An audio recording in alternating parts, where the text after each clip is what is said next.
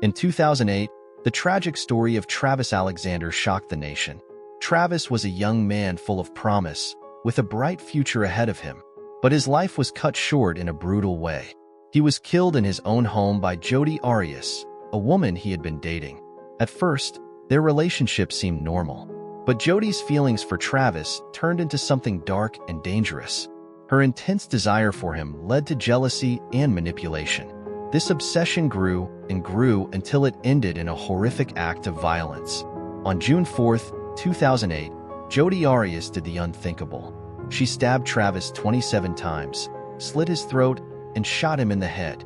The gruesome details of this crime shocked everyone who heard them.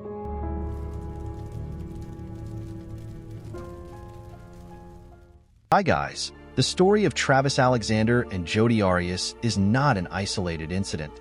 In fact, studies have shown that lust-driven crimes are alarmingly common. According to the FBI, a significant percentage of violent crimes, including homicides, have a sexual or romantic motivation. Lust can cloud judgment, leading individuals down a dangerous path that can end in tragedy. For those of you watching, this isn't just another video. This is a wake-up call where we are going to the 7 shocking biblical truths about lust, as it is more than a fleeting desire. It is a powerful force that can destroy lives. If you're thinking this doesn't apply to you, think again. Lust can sneak into the lives of anyone, regardless of age or circumstance. It can corrupt relationships, damage reputations, and even lead to violence and death. So be with me, my friend, and let's move forward to the video. You're sitting quietly, perhaps sipping your morning coffee, when a thought crosses your mind. It seems harmless, just a fleeting moment of admiration or desire. But what if I told you that this tiny spark, if left unchecked, could grow into a raging fire that consumes everything in its path? In the Bible, Jesus tells us something very profound in Matthew 5 verses 27 to 28. He says, "You have heard that it was said, 'You shall not commit adultery.' But I tell you that anyone who looks at a woman lustfully has already committed adultery with her in his heart." These words might seem harsh, but they hold a deep truth. Lust isn't just about what we do. It's about what we think and feel deep inside. It starts with a small thought or desire. You might think, what harm can a little thought do? But those little thoughts can grow. They can become bigger and stronger until they take over your mind and heart. Let's break this down to make it even clearer. Think of your heart and mind as a garden. If you let a tiny weed of lust take root and don't pull it out immediately, it will grow. It will spread its roots deep and wide, choking out the beautiful flowers of purity, love, and respect. Before you know it, your garden is overrun, and what was once a place of beauty is now a tangled mess of weeds. Jesus knew this. He understood that the heart is where everything starts. Good actions and bad actions all begin as thoughts in our hearts. By saying that lustful thoughts are like committing adultery, he was warning us about the danger of letting those thoughts grow. We all have moments when we think things we shouldn't. It's part of being human, but it's what we do with those thoughts that matters. Do we let them take root and grow, or do we pull them out before they can cause harm? But there's hope. By recognizing the danger early on, we can take steps to protect our hearts. We can choose to fill our minds with good and pure thoughts. We can surround ourselves with people and things that uplift us, not drag us down. Remember, lust begins in the heart, but so does love, kindness, and purity. Let's choose to nurture those good things and keep our hearts free from the weeds of lust.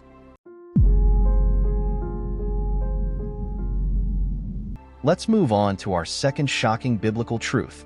Lust leads to sin and death. Picture this. A simple thought enters your mind. It's a small desire, something that seems insignificant at first. Maybe it's a fleeting fantasy or an innocent daydream. But here's the dangerous part. If you let that thought linger and grow, it can lead you down a dark path. The Bible warns us about this in James 1 verses 14 to 15. It says, "But each person is tempted when they are dragged away by their own evil desire and enticed. Then, after desire has conceived, it gives birth to sin. And sin, when it is full grown, gives birth to death." These verses paint a clear picture of how a simple desire can evolve into something much more harmful. Let's break this down. It starts with temptation, that small desire. If you give in to it, if you let it take hold, it conceives and gives birth to sin.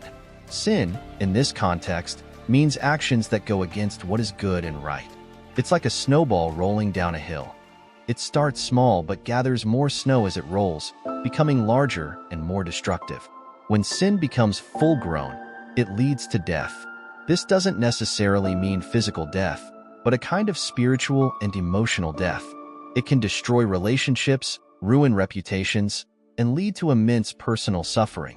It's a slow process that starts with that tiny, seemingly harmless thought. Think about it in terms of a small fire. A tiny spark can ignite dry grass, and if left unchecked, it can grow into a raging wildfire that consumes everything in its path. Lust is like that spark. If you don't control it, it can grow into a powerful force that leads to devastating consequences. Let's say someone begins with a small desire. They don't think much of it and allow it to grow. That desire leads them to make choices they wouldn't normally make. Maybe lying to a loved one, acting in ways that hurt others, or even engaging in behaviors that they know are wrong. These choices are the sin born from that desire. Over time, these sins accumulate. They can lead to the breakdown of trust, the loss of important relationships, and a deep sense of guilt and shame. In the worst cases, they can lead to actions that have irreversible consequences, just like in the story of Travis Alexander. But it's not just about the big, dramatic consequences. Even small, everyday sins born from lust can chip away at your happiness and peace of mind. They create a barrier between you and the people you care about, and between you and your own sense of integrity. Here's the good news. Recognizing this process early on gives you the power to stop it. By being aware of the dangers of lust and the way it can lead to sin and death, you can take steps to prevent it from taking root in your heart. Stay mindful of your thoughts. When a desire starts to form, catch it early. Don't let it grow into something more. Fill your mind with positive, healthy thoughts. Surround yourself with people and activities that uplift you and keep you grounded. Remember, lust might start small, but if left unchecked, it leads to sin, and sin leads to a kind of death, a loss of joy, peace, and wholeness. By staying vigilant and mindful, you can protect yourself from this dangerous path. Now, before we continue uncovering more shocking biblical truths about lust, I have something really important to share with you. We're not just making videos. We're building a community of people who seek wisdom, truth, and a life of integrity. If you found value in what we've discussed so far, imagine what's coming next. So, if you haven't already, please take a moment to hit the subscribe button. By subscribing, you're not just staying informed, you're joining a family.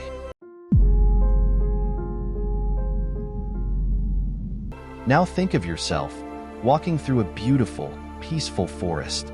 The air is fresh, the birds are singing, and everything feels right with the world. But suddenly, you spot something dangerous, a wildfire starting to spread. What would you do? Would you stand there, hoping it won't reach you? Or would you run as fast as you can to get to safety?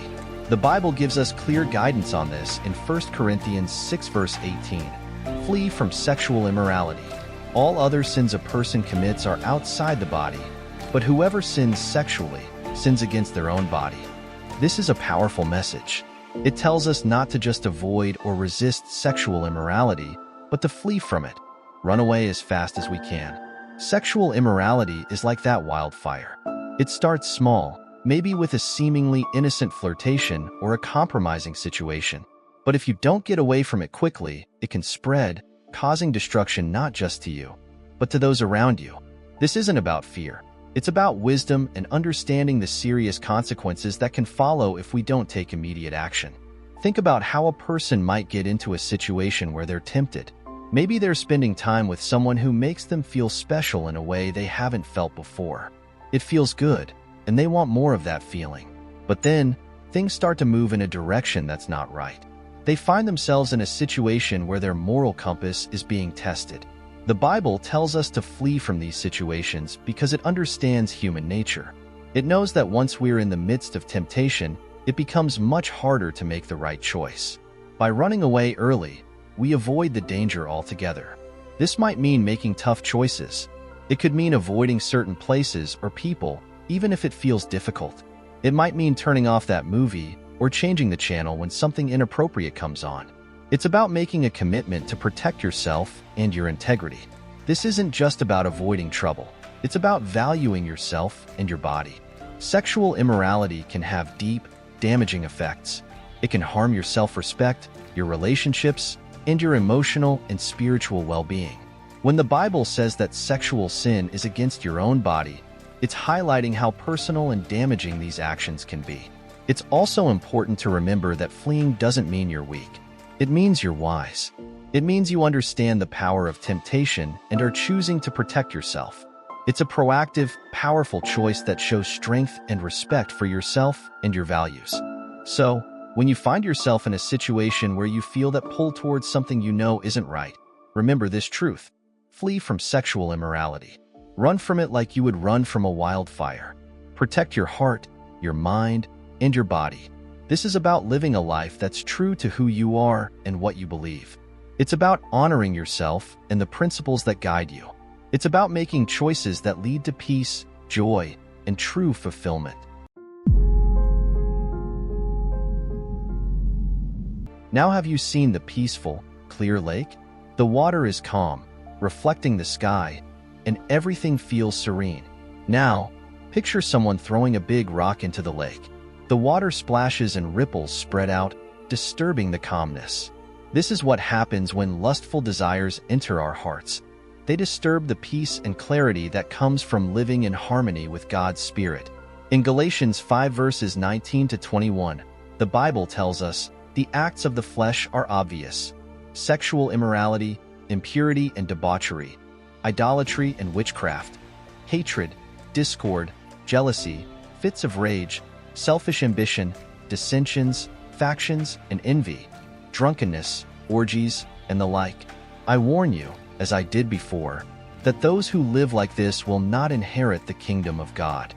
These acts of the flesh, including lust, create conflict with God's Spirit. Think about it this way. God's Spirit brings love, joy, peace, patience, kindness, goodness, faithfulness, gentleness, and self-control. These are the fruits of the Spirit. When our hearts are filled with these fruits, we experience a deep sense of well-being and connection to God. But lustful desires are like weeds that grow among these beautiful fruits. They choke out the good things, causing turmoil and strife. Lust creates conflict because it pulls us away from the path that God wants us to follow. It makes us focus on our own desires rather than on the loving, selfless life that God's Spirit inspires. Lustful desires can also cloud our judgment. They can make us act in ways that hurt ourselves and others. When we give in to lust, we often make decisions that go against our values and the teachings of God. This internal conflict creates a sense of guilt and shame, making it hard to feel close to God. Let's imagine someone who tries to live a life filled with the Spirit. They start their day with prayer, seeking God's guidance and strength. They treat others with kindness and strive to be patient and loving. But then, a lustful thought creeps in. If they don't address it, it grows, and soon it starts to affect their actions. They find themselves acting in ways that they know aren't right. This creates a rift between them and the peace they felt from living in the Spirit. The good news is that God's Spirit is always there to help us. When we feel those lustful desires creeping in, we can turn to God for strength. We can pray for help in resisting temptation and ask for the Spirit to fill our hearts and minds with good things. Think of it like a gardener tending to their garden. When they see weeds starting to grow, they don't ignore them. They pull them out right away to protect the flowers and plants. We can do the same with our thoughts and desires. When we notice lustful thoughts starting to take root, we can address them immediately, asking God to help us remove them and fill us with His Spirit instead. This isn't always easy, but it's incredibly important. By recognizing the conflict between lustful desires and God's Spirit, we can make a conscious effort to choose the path that leads to peace and true fulfillment. So, remember this truth: lustful desires conflict with God's Spirit. Be mindful of the thoughts and desires you allow to take root in your heart. Choose to nurture the fruits of the Spirit, and remove anything that causes conflict. By doing this, you'll find a deeper sense of peace, joy, and connection with God. And with this thought, let's move forward to the next truth. But before that, I have something to tell you guys. If you really like these insights, then please take a moment and share it with your friends and family. One person finds clarity and peace, then they share it with another, and so on. Your act of sharing isn't just about spreading information.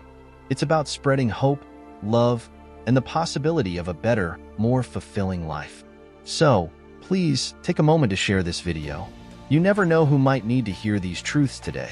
Your simple act of kindness can make a tremendous impact, helping others find the same insights and encouragement you found here.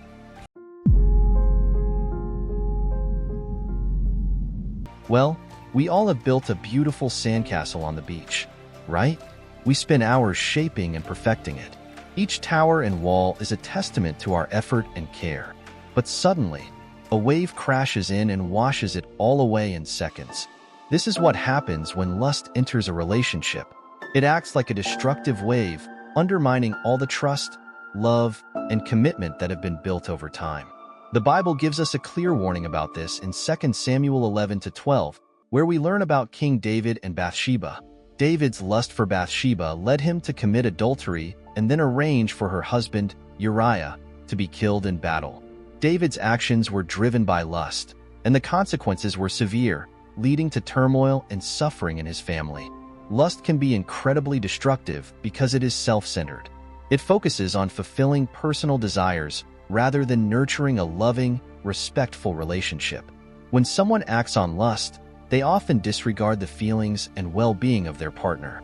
This can lead to betrayal, hurt, and a breakdown of trust. Consider a couple who have been together for years. They've shared countless moments of joy, supported each other through tough times, and built a strong bond. But then, one partner begins to entertain lustful thoughts about someone else.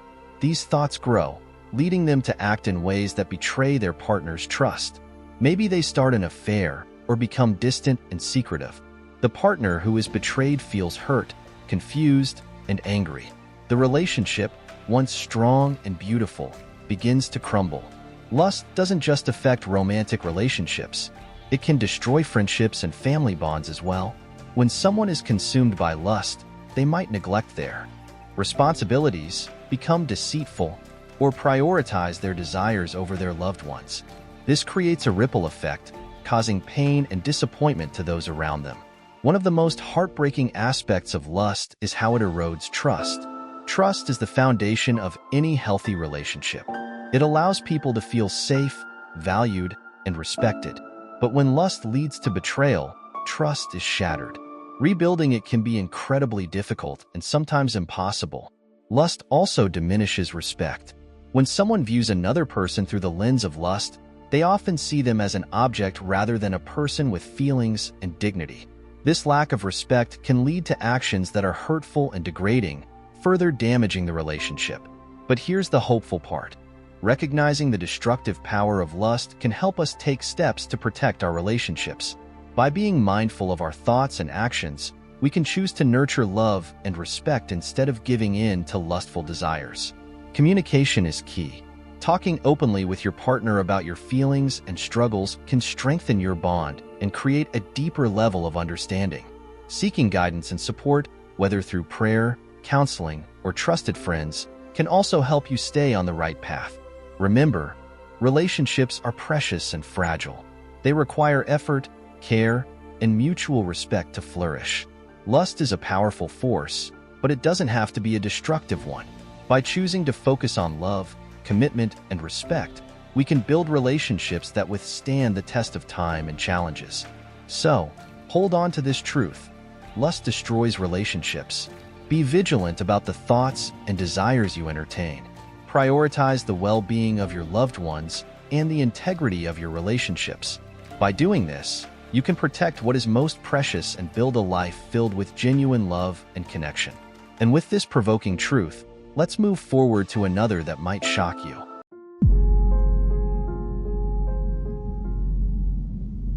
Your body is like the house. Just as a house has windows that let in light, your eyes are like the windows to your soul.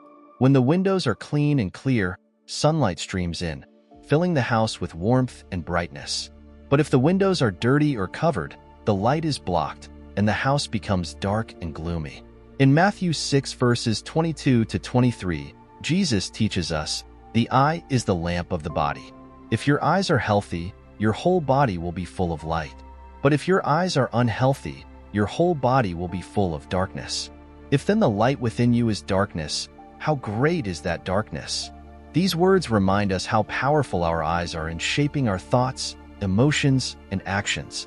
Think about the things you look at every day. The images you see, the videos you watch, the things you read. They all influence you. When you fill your eyes with good and positive things, it's like letting bright, warm sunlight into your house. It uplifts you, fills you with joy, and keeps your mind and heart healthy. But what happens if you focus on negative or harmful things? Imagine constantly looking at images that stir up lustful thoughts or make you feel envious, angry, or depressed. It's like letting darkness into your house. It can cloud your mind, weigh down your heart, and lead you into behaviors that hurt you and those around you. The eyes are powerful because they are directly connected to our hearts and minds. What we see shapes what we think and feel. This is why Jesus tells us to keep our eyes healthy. He wants us to protect our hearts by being mindful of what we look at. Consider a person who starts their day with uplifting and positive activities. They read something inspiring, enjoy the beauty of nature, or look at photos that bring them joy. This sets a positive tone for their day, filling their mind and heart with good things. They are more likely to act with kindness, patience, and love because their whole being is filled with light. Now, imagine the opposite. Someone begins their day by looking at things that stir up negative emotions or lustful desires. Maybe they browse through social media, feeling envious of others' lives, or watch something inappropriate. This darkness can affect their mood, their interactions, and their choices throughout the day. This is why it's so important to guard what we allow our eyes to see. We can choose to fill our eyes with light by focusing on things that are good, pure, and uplifting. This doesn't mean we ignore the realities of the world, but we actively seek out the positive and protect ourselves from what can harm our spirit. Think about your own life. What are the things you look at every day? Are they bringing light into your life, or are they casting shadows? You have the power to choose. By being mindful of what you see, you can keep your inner house filled with light. Remember, the eyes are the lamp of the body. Keep your eyes healthy by focusing on what is good and pure. Protect your heart and mind from darkness. By doing this, you can live a life filled with joy, peace, and love. And with this provoking thought, let's move forward to the last shocking truth of this video.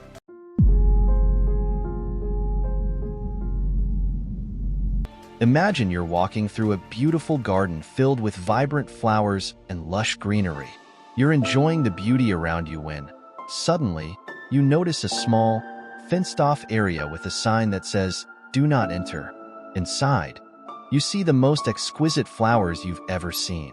Instantly, you feel a strong desire to get closer, to touch, to have those flowers for yourself. This desire to possess what is forbidden is at the heart of both lust and coveting. The Bible addresses this in the 10 Commandments, specifically in Exodus 20 verse 17. "You shall not covet your neighbor's house. You shall not covet your neighbor's wife, or his male or female servant, his ox or donkey, or anything that belongs to your neighbor." Coveting is wanting something that belongs to someone else, and it often starts with a simple, lustful thought. Lust and coveting are closely related. Lust is an intense desire, often for something or someone that is not rightfully yours. Coveting takes it a step further. It's the longing to possess what belongs to another. Both of these desires can lead to actions that are harmful and destructive. Think about a time when you really wanted something that someone else had. Maybe it was a new car, a beautiful house, or even a relationship that seemed perfect. That longing can start to consume your thoughts. You might find yourself thinking, "If only I had that, I'd be happy." But this kind of thinking is dangerous because it can lead to feelings of dissatisfaction, jealousy, and even resentment. Lust and coveting can make us blind to the blessings we already have. Instead of appreciating what is ours, we focus on what we don't have. This creates a constant state of dissatisfaction. No matter how much we acquire or achieve, it never feels like enough because we're always looking at what others have. Imagine someone who spends all their time envying their neighbor's life. They might see their neighbor's beautiful home, loving family, and successful career, and feel that their own life is lacking. This envy can lead to bitterness and even actions that harm their relationship with their neighbor. They might start gossiping, spreading rumors, or even trying to undermine their neighbor's success, all because of a desire that started with a simple, covetous thought. The story of King David and Bathsheba is a powerful example of how lust and coveting can lead to disaster. David saw Bathsheba, desired her, and acted on that desire despite knowing she was married to another man. His covetous actions led to adultery and murder, bringing great suffering to his own household. But there's a way to combat these destructive desires. The first step is gratitude. By focusing on what we have and being thankful for it, we can shift our attention away from what we lack. When we cultivate a heart of gratitude, we begin to see our own lives through a lens of abundance rather than scarcity. Another important step is to practice contentment. Contentment is about finding peace and satisfaction in what you have, rather than constantly striving for more. It's recognizing that true happiness doesn't come from acquiring things, but from appreciating the blessings already present in your life. We can also seek to develop a spirit of generosity. Instead of longing for what others have, we can focus on giving and sharing what we have with others. This not only helps to combat feelings of envy, but also builds a sense of community and connection with those around us. Remember, lust and coveting are powerful forces that can lead us down a destructive path. But by cultivating gratitude, practicing contentment, and embracing generosity, we can protect our hearts and minds from these harmful desires. We can learn to appreciate the beauty and blessings in our own lives, leading to true joy and fulfillment. As we wrap up this journey through the 7 shocking biblical truths about lust, let's take a moment to reflect on what we've learned. These truths have revealed the deep impact that lust can have on our hearts, our relationships, and our lives. Remember, each of these truths offers a path to a better, more fulfilling life. By recognizing the dangers of lust and taking steps to protect ourselves, we can live in harmony with God's wisdom and experience true peace and joy. This journey isn't always easy, but it's one of the most important and rewarding paths we can walk. Thank you for joining us in exploring these profound insights. If you found this video valuable, please don't forget to subscribe to our channel and click the bell icon to stay updated with our latest content.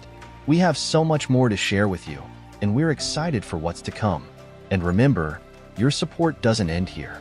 Share this video with others who might benefit from these truths.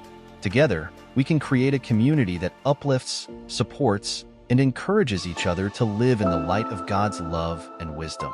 Thank you for being a part of this journey. Stay blessed, stay strong, and continue to seek the truth that brings freedom and life. Until next time, take care and God bless.